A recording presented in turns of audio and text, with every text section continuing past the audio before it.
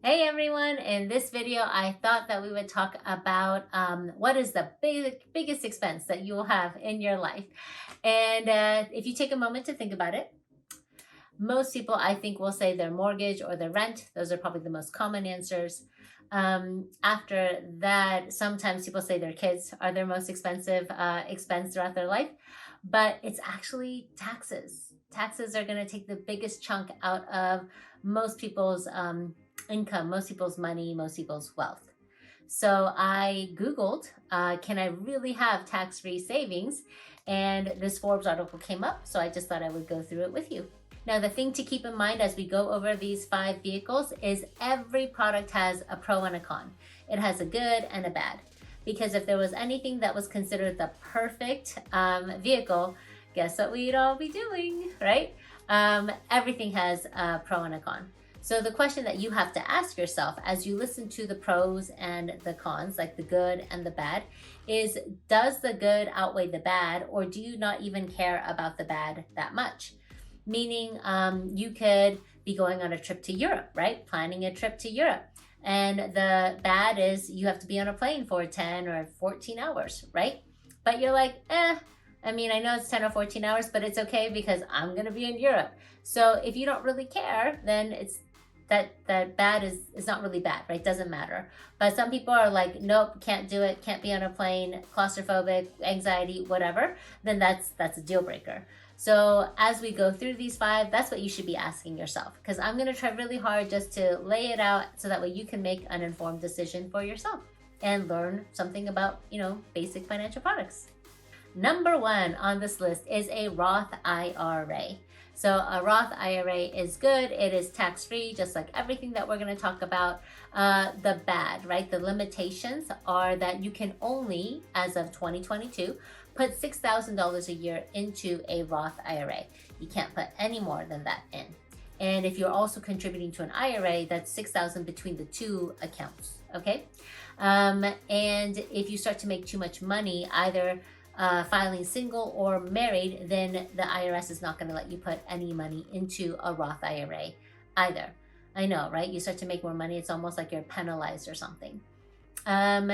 The other thing is you can't really touch the money till you're 59 and a half. I know there's a 5-year rule, but we're not going to get into like all the nitty gritty of the Roth because we're going to go over 5 vehicles. But basically, you can't really touch the money till you're 59 and a half years old. And it can go up and down with the market, right? So all of these things, some people are going to think, well, I'm not putting aside more than $500 a month anyway, so I don't care about the $6,000 rule. Some people are going to say, well, I don't want to touch my retirement until I'm 59 and a half, so I don't care about that rule. Some people are going to say, well, the market goes up and down and it just is what it is, right? So those are like the drawbacks, I guess, the bad. So if you don't care about those bads, then there's a Roth IRA. A really cool story that came out recently about a Roth IRA is Peter Thiel. He was one of the founders of PayPal, and he bought a bunch of PayPal stock in his Roth IRA. And so when PayPal did what PayPal did, he has tens of millions of dollars in his Roth, and that's, I thought, a cool story because, you can only put $6,000 a year into it. How do you have $30 million in a Roth? You found PayPal and you buy your stock inside the Roth IRA. That's how. So number 2 on the list is a Roth 401k or a Roth 403b, which essentially is the same thing as a Roth IRA. The differences are that the Roth 401 or 403 are started at your job. That's why it has the 401 or 403b in front of it, okay? So because it's at your job, it doesn't have the income limitation, so you can make however much money you make at your job, and you can contribute to the Roth. And because it's your 401 or 403b, you can put in $22,500 a year into the Roth, not the $6,000 that you could into the Roth IRA. But same rule, you cannot pull it out, not really until you're 59 and a half years old, and it does go up and down with the market. So the main bad would be if your job doesn't offer this option, then it's not available to you. So number 3 is municipal bonds. And municipal bonds are kind of really specific. So they're bonds issued by a government entity. Basically, you're loaning a city, a municipality, $1,000 or whatever, and they issue you a bond. So people will do that because they're super safe. And they had a decent interest rate before. If you remember vaguely your grandma, your great grandma buying bonds and holding them, or for your birthday or something, it's why it was safe and it was, good interest. But they're not so good right now. I mean, you could Google municipal bond interest rates. They're like 1 or maybe 3%, and they're not quite safe anymore. I mean, they're safe, but like the city of Detroit defaulted on its bonds. So it's not like that guarantee safety that it had before, and it has lower rates. So it's there, but I would probably say the worst out of all these options, personal opinion. Number 4 is an HSA. HSA stands for Health Savings Account. And this is like a triple threat because it's tax-free going in, like the Roth IRA, 401k, 403b. It's not tax-free going in, like that was after tax dollars. The HSA is tax-free going in. You get to deduct it from your taxes. It's tax-free growing inside of it.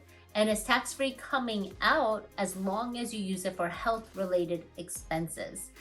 I really feel like this should have been number 3 because triple threat, but I'm not the writer of this article. So in order to qualify for an HSA, you have to have a really specific health insurance account, which is one of those high deductible accounts. I have a high deductible account, tried to get one, couldn't get one. If you want to tell me what I'm doing wrong, that would be cool, right? So the main thing with this is that it has to be used for health-related purposes. And if you have one or you have the ability to get one, I can make a video on how most people are probably doing their HSA wrong. But HSAs are good because they're tax-free going in, tax-free growing, and tax-free coming out. They can also go up and down with the market. So you can gain and lose based on what the market is doing. Number 5, we are at the end, and thank you so much for sticking around. Number 5 is cash value life insurance. And the writer of this Forbes article calls it the rich man's Roth. Why does he call it the rich man's Roth? He calls it that because there's no income limitation. It doesn't matter how much money you make.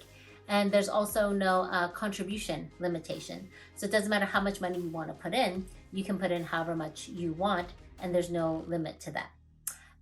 What is the drawback? So it's cash value life insurance, right? So that means that you're also getting life insurance. So every single month that you put a payment in, part of that money is going to your savings account and it's growing tax-free. And part of that money is going to life insurance, which will pay to your family tax-free. So I guess the bad is the life insurance. But if you were going to get life insurance anyways, then it's not really that bad, right? And then there are cash value life insurances where they go up and down with the market, but there are also cash value life insurances where they have a guaranteed floor. You will never lose money when the market goes down, but when the market goes up, you get to go up. And yes, those do exist. The other positives are that you can basically access this money at any age. You don't have to reach 59 and a half.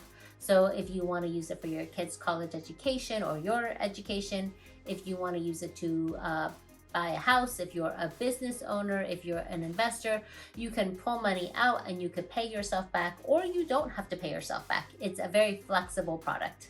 A drawback is also going back to the fact that it is life insurance, and so you do have to be healthy enough to get it. You have to be healthy enough and your lifestyle has to be clean enough to get it. People are like, well, why does that matter? I'm like, because of the life insurance portion, right? I think the main reason why people get cash value life insurance is for the cash value. Secondary is life insurance, but in order to qualify for the vehicle, you have to be healthy enough to get it. So this one has no limitations on how much you put in.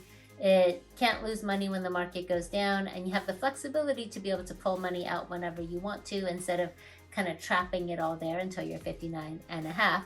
But all of these, again, do have a pro and a con. It's just a matter of which ones matter to you and which ones don't matter to you. None of these are get rich quick. These are steady, legal things that are written into IRS tax code to help you achieve tax-free savings. I hope that this video was helpful. If you want more information on any of the things that we've discussed, then please comment and subscribe and hit the like button and all that stuff that you're supposed to do on a YouTube video. All right, thanks so much.